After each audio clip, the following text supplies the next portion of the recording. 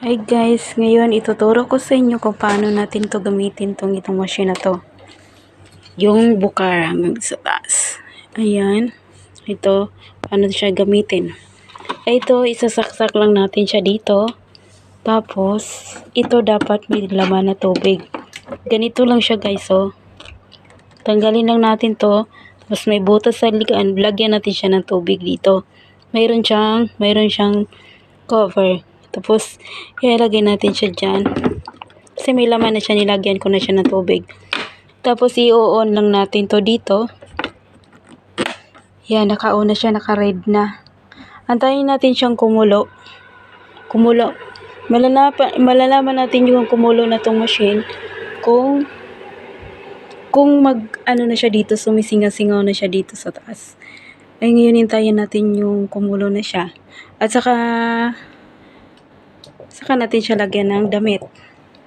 Ayun guys, kumulo. Nakita nyo ba? Ayun o, umusok-usok na siya. Yun, may umano na siya yun. Kumulo na siya. Ito na yun. Pwede na siya i-gamitin natin pang steam ng mga damit.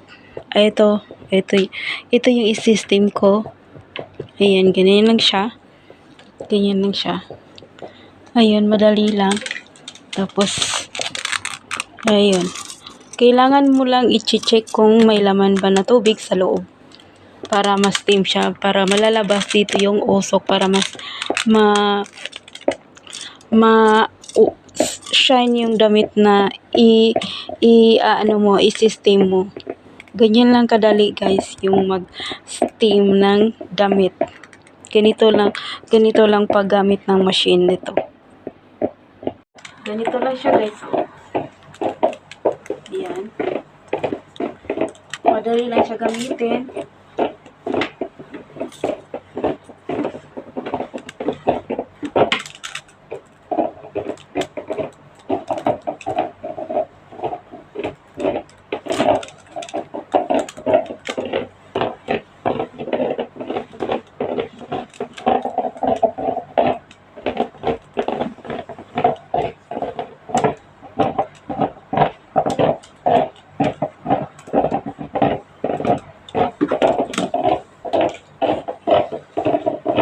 Sabit ko lang siya dito sa taas.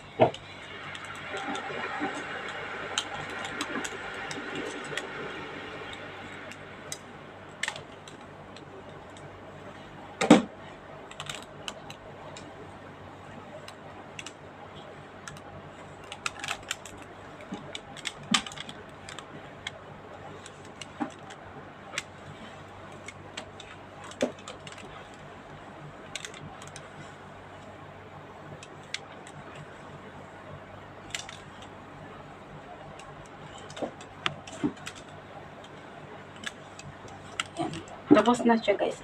Pag tumigil na yung usok dito, kailangan mo na siya ng lagyan ng tubig.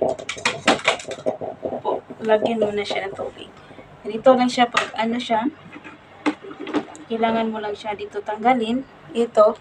At saka bubuksan mo lang to dito. Ayan. Pagbukas nito, ilalagay mo na yung tubig. Iganyan mo na ng tubig. Ganyan mo na ng tubig. Tapos iano mo ulit. Ayan, kailangan sarado to. Kasi maapaw yung tubig. Tapos, ilagay lang dyan. Ayan, ganyan lang kadali guys.